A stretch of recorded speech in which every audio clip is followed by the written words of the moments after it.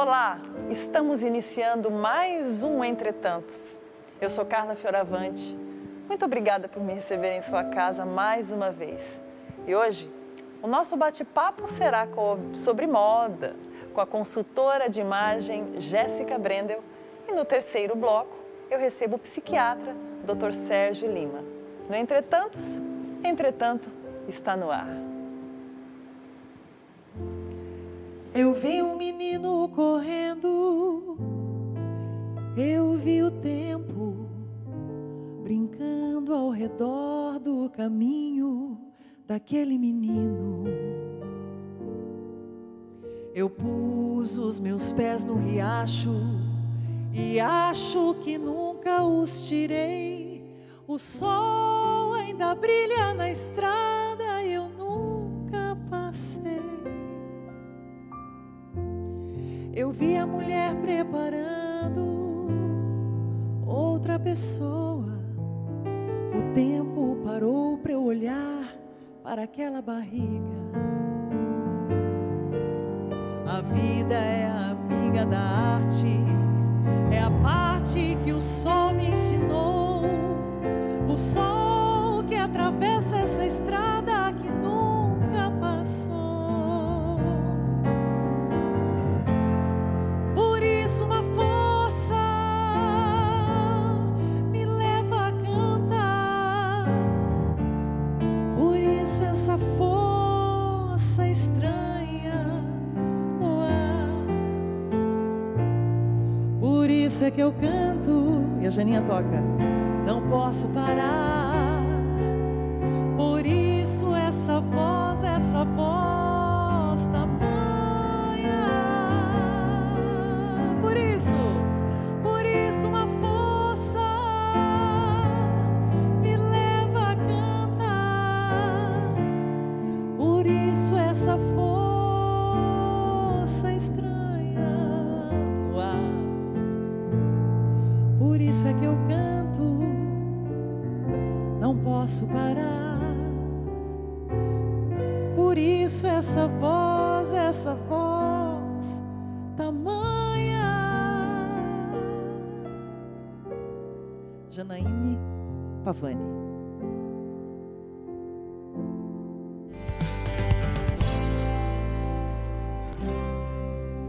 A moda documenta o passado, mas também assinala transformações da época em que vivemos.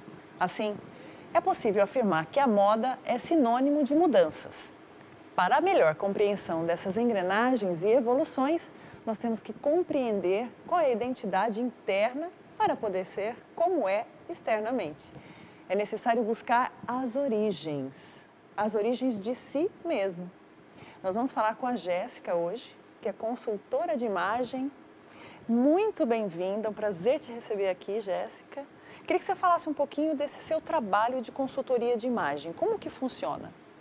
Então, acho que o primeiro ponto da consultoria de imagem é o autoconhecimento, né? É o ápice da consultoria, é você olhar para você mesmo, sem o externo, sem as outras pessoas, mas como você ser e descobrir aquilo que você quer passar, como imagem, como profissional, como pessoa. E aí, depois desse processo de autoconhecimento que eu acabo como consultora acompanhando, a gente tem a parte de treinamento também. Então, de descobrir como é o guarda-roupa, como é essa imagem, né? Como as cores podem influenciar na sua imagem ou na valorização da sua própria beleza. E aí, nesse treinamento, eu te ensino a lidar com todas essas partes técnicas da moda, né? Mas eu acho que o ápice é sempre o autoconhecimento, é se olhar e reconhecer o vestir-se de si mesma e não ter que seguir um padrão específico. Uma tendência, de repente. Você acha que cada pessoa tem uma paleta de cores, assim? Existe, né, falando tecnicamente, algumas paletas específicas para tipos de pele diferentes, né? E isso não é dividido em peles brancas, muito brancas, morenas e negras, né? Dentro das negras, por exemplo, existem mais de 5 paletas, né? Dentro das brancas também. Então, a gente faz um teste de coloração para descobrir tudo isso. Isso é uma das partes mais técnicas da consultoria de imagem, né? E aí muitas clientes me perguntam, mas eu posso usar só as cores da minha paleta de cores, mas eu gosto tanto de, por exemplo, vermelho e não tá esse tom de vermelho específico. Não é uma regra. Eu sempre digo que existem, lógico, técnicas para se valorizar, mas não é uma regra. Você não tem que ser... não existe certo ou errado dentro da moda. A moda é uma forma de expressão e Sim. é uma forma de expressão única. Você descobre como se expressar. E as cores também significam isso. Se você gosta muito de uma cor, eu só dou dicas onde você possa colocar ela e ela continuar te valorizando. Então, se, por exemplo, o vermelho não está na tua paleta de cores e você gosta muito, a gente joga num acessório, nos detalhes, longe do rosto. Então, a gente tem algumas técnicas para que você possa continuar usando aquela cor que você gosta. Porque as pessoas às vezes veem assim a moda como imitação, né? Por exemplo, fica bem naquela determinada atriz ou naquela determinada pessoa que você admira, você quer vestir-se daquilo como se você pudesse parecer, na verdade, com a pessoa, né? Então, acho que o que você está me dizendo é que está um pouco além. Acho que cada pessoa tem uma identidade interna para ser visual. Exatamente. Né? Isso te fascina no trabalho? Eu acho que é esse o grande ponto, né, do meu amor pela moda. Essa diversidade dentro de tantas belezas, né? Porque a beleza não é uma coisa única, não existe um padrão de beleza, um padrão de corpo. E eu acho que a moda tem evoluído muito nesse ponto, né? As coisas têm mudado. Se a gente estudar a história da moda, há muitos anos atrás existiam padrões, né? As mulheres se torturavam, às vezes, com roupas, porque elas, para serem aceitas dentro de uma sociedade, elas precisavam daquilo. Uma frase que, para mim, na minha carreira é bem marcante, é uma frase da Coco Chanel, que para mim é uma inspiração, que ela diz que a beleza só começa quando a gente começa a se vestir de nós mesmos. Perfeito, perfeito. E, na verdade, o que a gente percebe muito é que a aparência hoje é importante para relações tanto afetivas quanto de trabalho. Enfim, hoje tem um olhar exigente sobre isso, né? E você acha que as pessoas podem, mesmo identificando o que elas gostam, identificando o seu estilo, elas podem, no trabalho, nas relações, se manifestar dessa maneira? Esse é um grande problema ainda que a gente enfrenta, né? A consultoria de imagem, acho que algumas consultoras fazem esse trabalho para que a sua própria identidade esteja dentro também do seu meio de trabalho, né? Eu tenho, por exemplo, uma cliente que eu atendi que as pessoas não têm um estilo próprio, tá? Elas podem ter até 3 estilos. São 7 estilos universais e a gente pode ter até 3 e isso muda muito durante a nossa vida. Quando a gente está entrando no mercado de trabalho, fazendo uma faculdade, depois quando as mulheres, por exemplo, quando são mães. Então, isso vai mudando em determinado caso de vida, né? E essa minha cliente, ela é muito criativa, mas ela trabalha num meio onde ela faz reuniões, ela atende profissionais de alto escalão, assim, diretores, gerentes. Então, ela se sentia limitada a ser ela mesma, porque ela sempre estava de tailleur, a salto alto, né, com aquele terninho básico, que não fazia parte dela, né? Esse é um outro estilo. Não é feio, é uma coisa maravilhosa quando faz parte daquela pessoa, né? E aí, trabalhando, eu fiz todo o processo de consultoria nessa cliente e, no final, para mim foi uma alegria muito grande, porque ela se redescobriu o guarda-roupa e ela conseguiu se vestir dela mesma de uma maneira muito profissional, mas de uma maneira um pouco mais criativa, né? Então, ela me mandou uma foto depois com o look que ela mesma criou e dava para ver pelo sorriso, assim. Acho que as pessoas que são muito bem realizadas também nesse contexto de se enxergar como beleza, elas pelo sorriso você já descobre que ela é completa, né? Que ela é feliz por aquilo que ela é e ela não precisa buscar alguém, né? Acho que inspirações a gente sempre vai ter, inclusive na moda, né? Não é uma coisa que é é o oposto da moda. Não, inspirações, a gente como profissional, as pessoas, a gente busca isso, a gente se identifica com pessoas. O único problema é a gente querer se vestir como a pessoa, querer ser a pessoa. A gente nunca vai ser a mesma pessoa, né? Como eu sou a Jéssica, você é a Carla, ninguém vai ser igual. A gente pode admirar, a gente pode se inspirar, mas a gente nunca vai conseguir ser igual àquela pessoa. E isso, em relação à moda também, né? Uma coisa que eu sempre digo é, por exemplo, às vezes a gente vê uma pessoa super bem vestida, mas a gente pensa, nossa, aquilo eu nunca usaria. Mas a gente acha a pessoa linda. Por que a gente acha a pessoa linda, mas nunca usaria a peça? Sim. Porque aquilo faz parte dela, é uma coisa muito particular, né? Então a moda tem se transformado nesse quesito também. Acho que beleza é ponto de vista, né? O que muitas vezes é belo para você pode não ser belo para mim, né? Exatamente. Por isso que eu acho que encaixa bem esse seu conceito de identidade interna para se transmitir para o mundo quem você é, né? E nessa questão de beleza, como que se pode ter um guarda-roupa inteligente? Eu sempre dou 3 dicas que acho que são primordiais nesse quesito do guarda-roupa inteligente, né? A primeira delas, que eu acho que é a mais crucial, é conhecer o próprio guarda-roupa, né? Eu acho que isso a gente é constatado por pesquisas que a gente usa só 1/3 do nosso guarda-roupa, do total de roupas que a gente tem, né? Então, o que é isso? A gente sempre usa as mesmas coisas. Por quê? Porque a gente não conhece, porque a gente não conhece aquilo que a gente tem. Então, isso é primordial, conhecer o que você tem dentro do guarda-roupa. Porque muitas vezes a gente fala, não tem isso, mas a gente tem. Vai lá e compra, mas a gente já tinha. Esquece, né, que comprou. Então, isso é uma coisa primordial em relação ao guarda-roupa inteligente. Conhecer aquilo que você tem, já tem. Depois, outra coisa que é muito importante é pensar, no meu guarda-roupa, é uma forma de expressão daquilo que eu sou, da onde eu estou hoje, em relação principalmente a trabalho, e da onde eu quero chegar. Muitas vezes na vida a gente almeja muitas coisas. Eu quero ser uma baita profissional. Mas será que eu me porto e eu me visto como uma profissional, uma diretora de uma multinacional?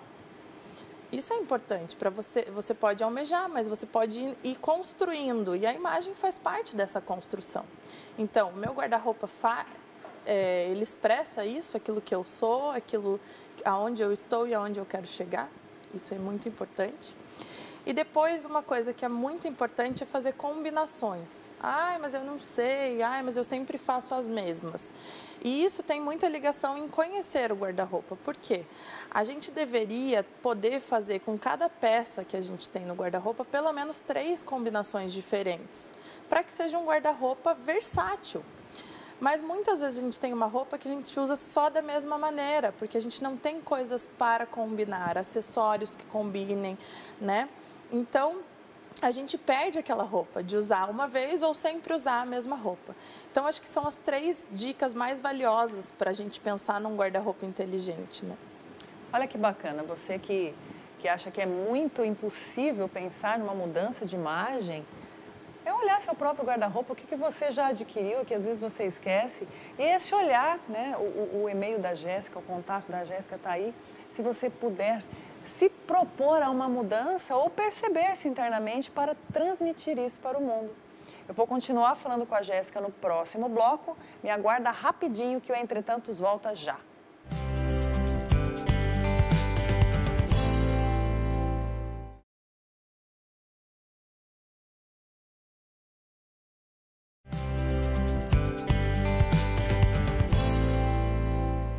Estamos de volta com o Entretantos e hoje eu estou conversando com a consultora de imagem, a Jéssica Brendel. E nós aprendemos como ter um guarda-roupa inteligente. Agora, Jéssica, você deu algumas dicas para as pessoas que já possuem um guarda-roupa e às vezes não sabem combinar essas peças. Mas você sente também que as pessoas têm uma resistência a mudar? Sim, eu acho que as pessoas têm conseguido ser um pouco mais aberto a mudanças, né? Mas muitas vezes eu sinto que elas procuram a mudança quando elas sentem uma necessidade. Então, ou quando é alguém falando, ou quando a autoestima está muito baixa por algum motivo, por alguma coisa que passou.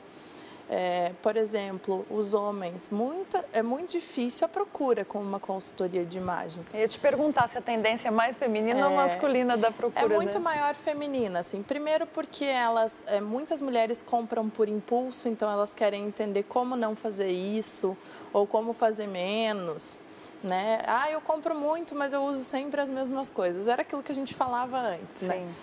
Então, as mulheres têm mais essa procura, mas quando a gente vai para o guarda-roupa, o primeiro medo é a doação, é tirar as roupas do guarda-roupa. Então, no processo que eu faço, é um processo muito legal, porque é a minha cliente que faz toda essa mudança. Eu não faço nada por ela, né? Como eu falei, é um treinamento conjunto. A gente faz junto e eu dou algumas dicas e formas de se valorizar com as roupas. E aí ela mesma vai se olhando no espelho e dizendo, essa calça não me valoriza, então a gente vai deixar num canto, vamos ver se vai doar ou não. Então nunca sou eu que imponho a mudança, sempre vem da pessoa, né? Sobre os homens, como eu falava, é muito difícil a procura, né? Quando que um homem procura uma consultoria de imagem ou alguém que entenda um pouco, né? Quando eles perguntam alguma coisa em relação à moda. Quando eles estão trocando de trabalho, entrando no mercado de trabalho, eles realmente não sabem o que fazer. Será que eu vou ter que usar terno todo dia? Ou será que eu posso usar minha calça jeans, meu moletom? Né? Então vem essa dúvida. Como se portar numa nova atuação profissional. E depois acho que muito que vem é quando vem algum questionamento de namorado, esposa, mãe. Então, filho, você está se vestindo muito mal, ou a namorada não está gostando. E aí eles procuram. Ou quando eles querem conquistar alguém que, sei lá, seja estiloso, ou que se vista muito bem, que esteja num nível social diferente do dele. Então, nesses casos. Então, o homem, eu acho que ainda tem um processo em relação a mudanças de imagem, né? A mulher já está um pouco mais aberta. É que a gente, às vezes, olha para algumas pessoas e fala, nossa, aquela pessoa tem estilo. Né? O que seria isso? Como você consegue explicar isso? Ela é estilosa, ela tem estilo. Então, acho que dentro dos 7 estilos universais que eu comentei, existem alguns que são mais ligados à moda, né? Por exemplo, o criativo é uma forma de estilo de arte. Para o criativo, a moda é uma forma de expressão artística mesmo. Então, para ele, uma estampa muito look, cheia de cor, é maravilhosa. Um casaco de pele com flores aplicadas é lindo. Né? Eu sempre brinco que o criativo ainda no Brasil recebe muita crítica, né? Mas na Europa o criativo ele faz um maior sucesso. Mas é uma forma de se expressar como arte, né? A arte vira moda para o criativo. Para uma pessoa mais tradicional, mais elegante, ela não vai ter aquele quê, não adianta, faz parte. O estilo não tem a ver só com a roupa, com a vestimenta. O estilo faz parte do comportamento, faz parte do cotidiano da pessoa, das pessoas com quem ela se relaciona, né? Do estilo de vida que ela leva. Então, isso também vai fazer com que ela seja mais tradicional nas roupas. E aí você vai olhar para aquela pessoa, ela pode estar muito bem vestida, mas você nunca vai achar aquela pessoa estilosa, porque ela segue um padrão. Então, acho que tem muito a ver com os estilos de cada pessoa, né? O moderno já é um estilo que busca mais o que está na moda, o que está em alta. Gosta do urbano, gosta da arquitetura. Então, os recortes das roupas são diferentes, né? Uma parte do casaco é reta, a outra é pontuda. Então, é isso que faz uma pessoa ser estilosa, são o próprio estilo que vem daquela pessoa, né? Então, como eu disse, a gente não pode ser igual a outra pessoa, você pode achar incrível, ela super estilosa, mas você nunca vai se ver naquela roupa. E é uma coisa natural, porque não vai fazer parte de você. Se você colocar, talvez você vai ficar parecendo, sei lá, outra pessoa, ou vai estar engraçada, né? Pode passar uma outra imagem. Por isso é importante esse autoconhecimento. E essa forma como você se comporta, né? Exatamente. Como você reage diante das coisas que você recebe do mundo, das pessoas, tem acho que tudo a ver, Sim. né? Tem uma frase na arquitetura, não sei se cabe também para a moda, mas também é histórico, o menos é mais, né? Isso, a gente pode atribuir isso à questão de acessórios? Eu acho que essa frase hoje na moda a gente pode atribuir mais em relação ao consumo. né? Cada vez mais a gente fala de um consumo consciente, né? Isso é muito importante, porque o consumismo não nos torna melhor.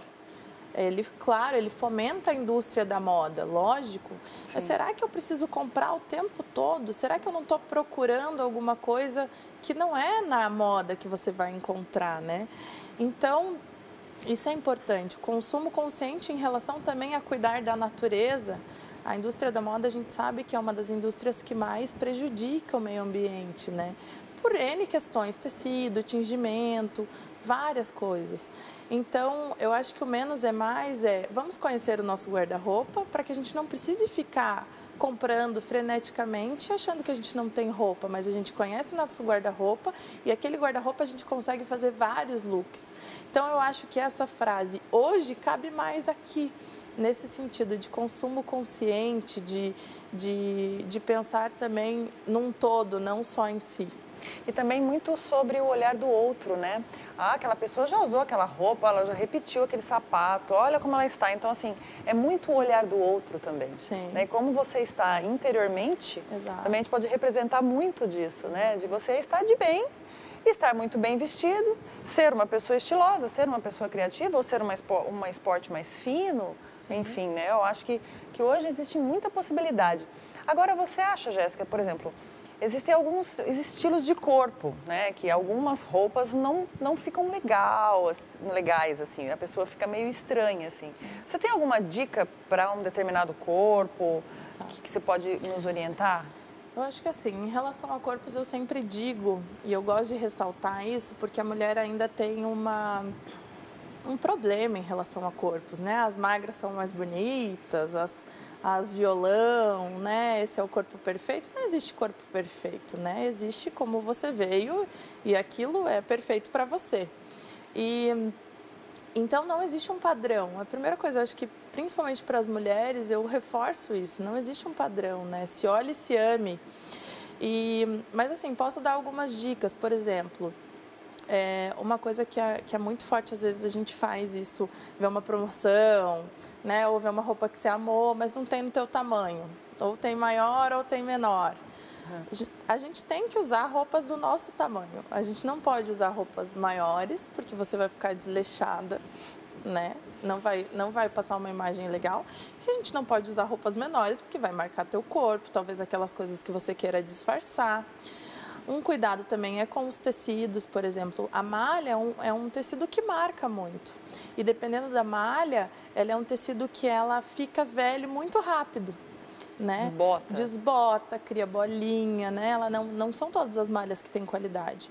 E em relação ao corpo, ela marca muito. Então, será que a malha, para essa imagem que eu estou querendo passar, será que ela é positiva? Então, acho que esse exercício de se olhar no espelho é muito legal. Eu nunca falo para minha cliente assim, você pode ou você não pode usar esse tipo de roupa. Vamos provar? Vamos dar uma analisada? E aí elas mesmo começam a se analisar. E isso é um exercício que todo mundo pode fazer, né? Outra coisa que eu sempre digo reconhecer aquelas partes do corpo que você gosta muito e aquelas que você gostaria que não fossem daquele jeito ou que você não gosta. E aí você sempre põe as cores mais escuras nas que você não gosta e as cores mais claras e mais vivas nas que você gosta. Então, e também detalhes, acessórios, texturas de tecido, né? Tudo isso onde você gosta, onde você quer chamar a atenção e ressaltar. Porque se você coloca, por exemplo, você tem um quadril muito grande e você não gosta de ter um quadril muito grande e você coloca uma calça cheia de detalhe em bolso, você vai aumentar o seu quadril. A mesma coisa quando você tem ombros mais largos que o quadril. Quando você coloca um tricô com uma ombreira num casaco, um tricô com um brilho no ombro. Isso vai ressaltar o teu braço, né? Então, você vai ficar maior ainda. Então, não tem muita segredo, sabe? São poucas coisas. É bom senso mesmo, exatamente, né? Exatamente. Acho que é um bom senso. Olha como dá para ampliar o olhar sobre a moda. Porque a gente vê tantas tendências, é como você disse, né? Ah, ser magra é isso, eu tenho um sobrepeso, ou eu sou assim, ou assado, isso me limita. Isso limita as suas relações sociais, limita as suas relações afetivas. Veja bem, o mais bonito é você ser quem você é. E por isso que a gente gostaria que você investisse nisso, né? E nós temos uma consultora de moda dizendo isso aqui para você. Então você, telespectador, perceba que o mais bonito é aquilo que você traz de dentro para fora, né, Jéssica? Exatamente. Quero o externo tem que vir do interno, né? O externo não pode ser uma outra coisa, porque aí não representa quem você é. É porque a gente é muito obrigado, né? Parece que é uma exigência muito externa que transforma nosso interno. Sim. E acaba sendo custoso viver sobre aquilo que a gente não é, sim. Né? E sobre o olhar ali. Sim, sim. Eu acho que em relação a tendências, ao que o mercado da moda traz, né? A indústria da moda traz, isso é natural. É um mercado que está trazendo produto. Você pode ou não consumir. Então, quando você se entende como pessoa, você não consome aquilo só porque está na vitrine, né? Então, isso é o mais especial, né? A moda nunca vai parar de ter tendência, de ter vitrine, de ter loja. Não vai parar, porque isso fomenta também a economia de todos os países. Sem dúvida. Né? E todas as pessoas precisam se vestir, precisam estar enquadradas no meio social. A moda existe para isso, né? A moda é comportamento, então ela existe para isso. Mas isso não quer dizer que você precisa todo mês, porque a vitrine da loja mudou, tá consumindo uma coisa diferente que não tem nada a ver com você, né? Nem sempre estar atualizada é se vestir Exatamente. De si mesmo. Exatamente. Jéssica, foi lindo, foi ótimo, adorei. Eu tenho certeza que nós aqui e você de casa que conseguiu perceber que, dá para ser muito mais você com o que você tem e aquilo que você consumir, que seja inteligente, já valeu muito a pena. Obrigada por sua presença. Obrigada. Quero ter você aqui outras vezes para a gente falar sobre as tendências, sobre o que é belo para si mesmo, para transmitir isso ao mundo. E fica para o próximo encontro, Jéssica. Muito obrigada. Obrigada a você. A gente volta já.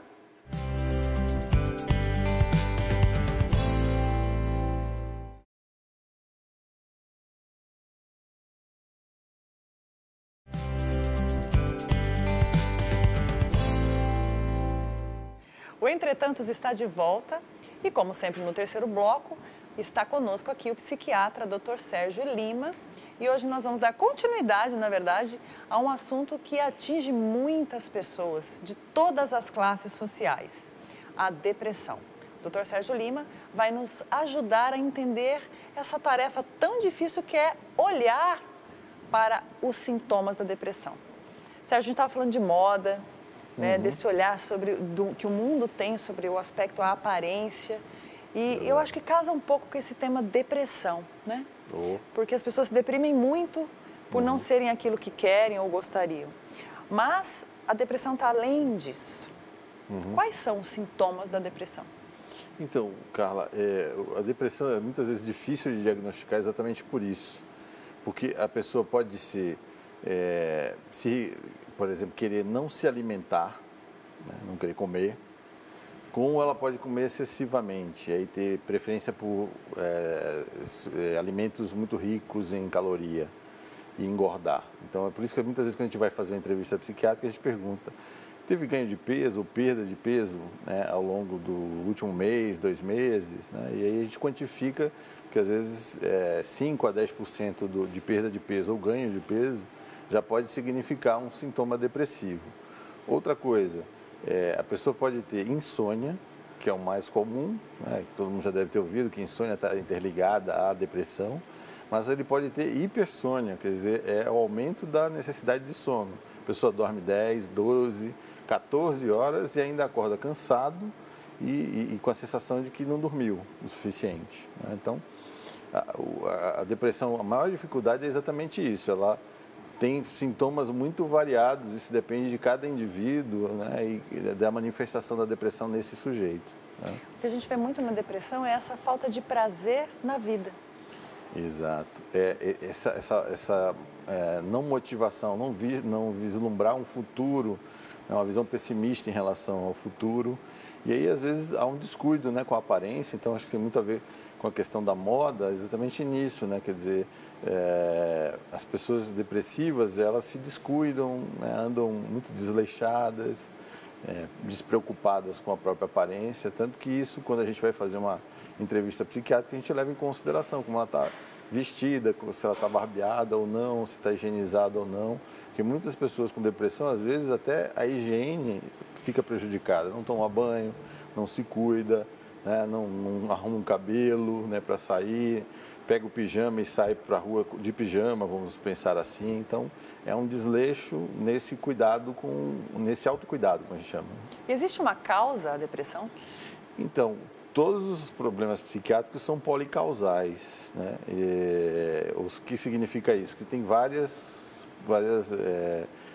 formas de levar a um quadro depressivo, né? Mas a gente tem 3 populações sociais que a gente se preocupa bastante. Uma delas, os adolescentes, né? Adolescente apresenta depressão e muitos deles, a manifestação da depressão é diferente do adulto. O adulto, eu estava falando para você, aumenta peso, perde peso, né, tem insônia, hipersônia. No adolescente é muito comum a irritabilidade, que é natural da adolescência. Eles são provocativos, gostam de ter sarcasmo, mas quando isso é muito intenso, a ponto dele começar a ter dificuldade de relacionamento com a família, com os colegas de classe, na escola, no dia a dia, isso pode ser um sinal de depressão. Então, o adolescente é uma população de risco. Outra população de risco, as mulheres grávidas, né? Existe um quadro de depressão pós-parto que pode até triplicar a incidência que existe na população em geral, né? A população em geral, no Brasil, em torno de 5% de pessoas vão ter depressão. Nas mulheres grávidas,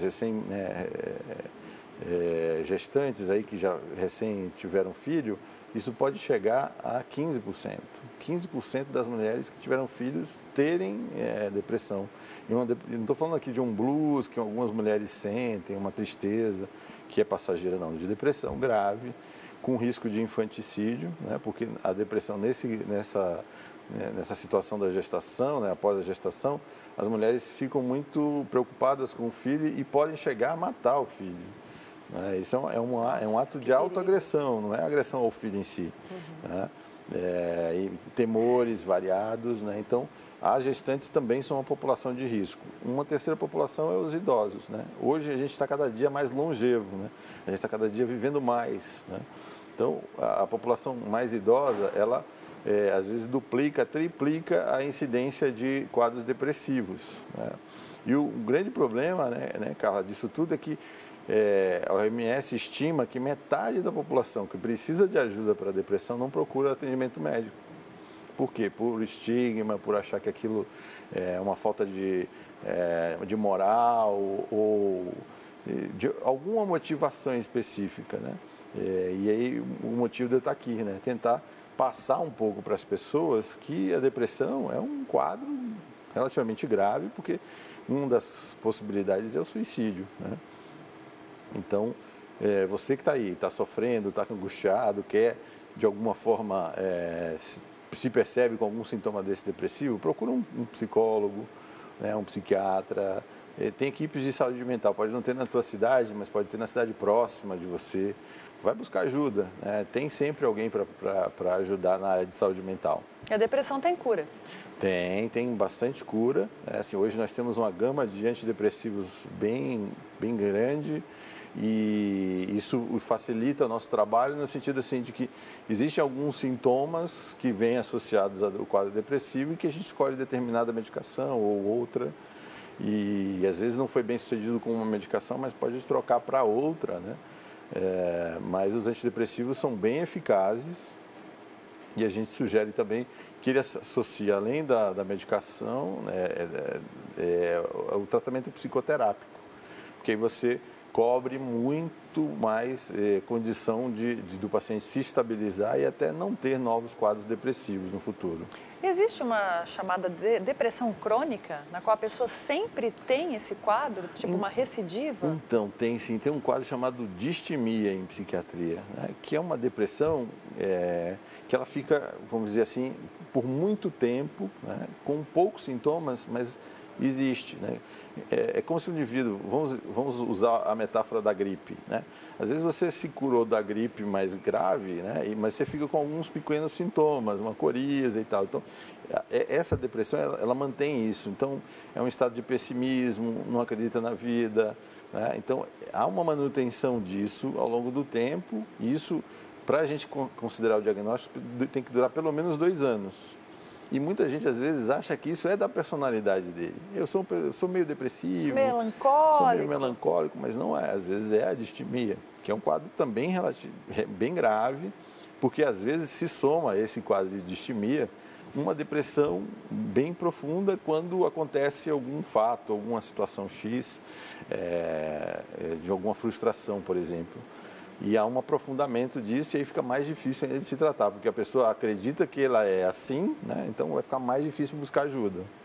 Num próximo programa, até a gente pode falar sobre o transtorno afetivo bipolar, que oscila, né? A pessoa oscila entre quadros de mania e depressivos. Exatamente. E ela pode passar um grande período dessa fase depressiva. Exatamente. Que é diferente, é outro diagnóstico. É outro diagnóstico, é uma outra doença para a gente da psiquiatria, né? Como se fosse um outro quadro e as medicações são diferentes, nem sempre o antidepressivo é usado, né?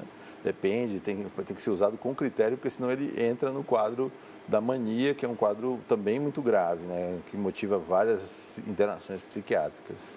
Nós temos que ficar muito atentos a nós mesmos e atentos às pessoas que nos rodeiam, porque muitas vezes as pessoas têm muita dificuldade de pedir ajuda, né? Exatamente. Tipo, eu estou sentindo tais coisas e a pessoa muda o comportamento, né? Ela era uma pessoa integrada, saía muito, de repente a pessoa vai se isolando. Acho que essa questão do isolamento também é muito frequente na depressão, né? É verdade. É um fator que também é significativo na depressão, né? A pessoa começa a restringir os seus relacionamentos sociais, não gosta de ir a encontros com amigos, a festas, né? E acaba deixando de ter o convívio social que ele, no passado ele apresentava. E aí ele começa a não apresentar, né? E aí que muitas vezes o tratamento também passa por isso, né? De resgatar um pouco essas amizades, esses relacionamentos, né? Que a psicoterapia é quem vai ajudar nisso aí, né? É porque às vezes a pessoa sofreu uma grande perda, não conseguiu falar sobre aquilo, né? Guardou aquilo para si. E essa questão a gente até brinca às vezes, a frase que é muito usada daquele que está fugindo das outras pessoas, a gente combina. Então, cuidado se você está tentando combinar muitas coisas e está tentando cada dia mais ficar longe dos outros, né? Exatamente. Porque nós precisamos de um convívio social. Com certeza. Nós precisamos de ter lazer, de prazer, né? Exatamente. O nosso modelo na nossa clínica, né, a SPAT, é exatamente isso. A gente trabalha com o lado saudável da pessoa. Todo mundo tem seu lado saudável. Se você parar para ver, você vai descobrir o lado saudável. Um lado que gosta de um hobby, alguém que gosta de fazer bicos de marcenaria, que se interessa por madeira, por fazer coisas em madeira, ou que gosta de tocar, cantar, que nem nós aqui, né? Sim. Ou que gosta, sei lá, de arte-terapia, nós temos tanta possibilidade. Né? Ou gosta de ir em museu, né? Tem uma vida cultural, né? Ou a própria moda aí, que a gente estava vendo que a Jéssica mostrou para a gente, né, como é possível você resgatar o seu próprio armário, que você nem conhece, né? Então, a gente sente um pouco isso, que muitas vezes o quadro depressivo, a pessoa tem dificuldade de ver o seu lado positivo. E no nosso tipo de tratamento, a gente busca muito conhecer o paciente exatamente para poder lançar luzes nesse lado saudável. Não é só ficar falando da doença, do que causou a doença. Então, no caso, vamos imaginar uma moça que sofreu um abuso sexual e que aí ficou deprimida e por causa desse abuso sexual nunca mais conseguiu se relacionar. Se a gente ficar só falando do abuso, a gente não vai ver o lado criativo que ela tem, que é, por exemplo, de gostar de teatro, por exemplo, que ela parou de ir buscar o teatro por medos, por angústias. A gente vai motivar que ela volte ao teatro, ela volte a passar por essa experiência artística, né, que ela gosta. Para quê? Para ela sair dessa vivência depressiva, né? A superação não é só o existe, remédio, né? né? Exatamente, a superação existe. E dentro dessa perspectiva que a gente tem feito aqui, né, do nosso programa aí, né, já me sinto parte dele. Com certeza Mandem perguntas e temas, né? Surgiram temas para a gente falar da parte de saúde mental, ou mesmo de saúde em geral, né? Que a gente possa abordar aqui no nosso bloquinho de conversa, de troca de experiência. Você que está nos ouvindo aí, mande sua pergunta no contato aí, @Clínica Spati, ou no e-mail aqui da TV Evangelizar, está aí no seu GC. Isso. Tá bom? Nós estamos sempre aqui para orientar. Nosso programa, entretanto, é para falar de arte, de vida, de saúde, de literatura. Nós já aprendemos tantas coisas juntos aqui, então mande as suas sugestões. E se você precisa de ajuda, não tenha medo de pedir. Existe ajuda, a depressão tem cura. Isso. E nós estamos aqui para falar sobre isso. Então, escreva para a gente, entre em contato. Quero agradecer mais uma vez a sua presença. Eu que agradeço. Doutor Sérgio Lima, no próximo programa já estaremos juntos novamente. E agora eu quero encerrar esse programa cantando um grande poema de um grande compositor. Com a Janaíne Pavani, no piano, no teclado. Luísa.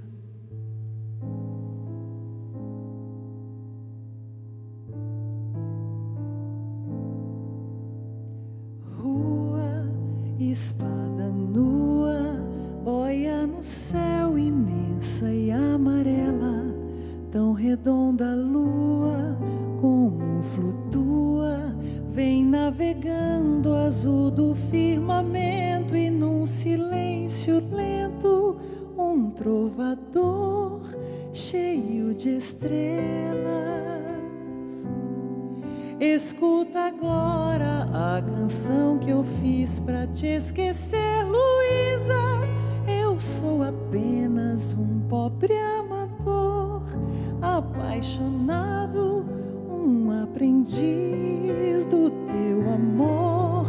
Acorda, amor, que eu sei que embaixo desta neve mora um coração. Vem cá, Luísa, me dá tua mão. O teu desejo é sempre o meu desejo. Vem, me exorciza, me dá tua boca e a rosa louca. Vem me dar um beijo e um raio de sol nos teus cabelos, como um brilhante que partindo a luz escorre em 7 cores, desejando então os 7.000 amores que eu guardei somente pra te dar, Luísa.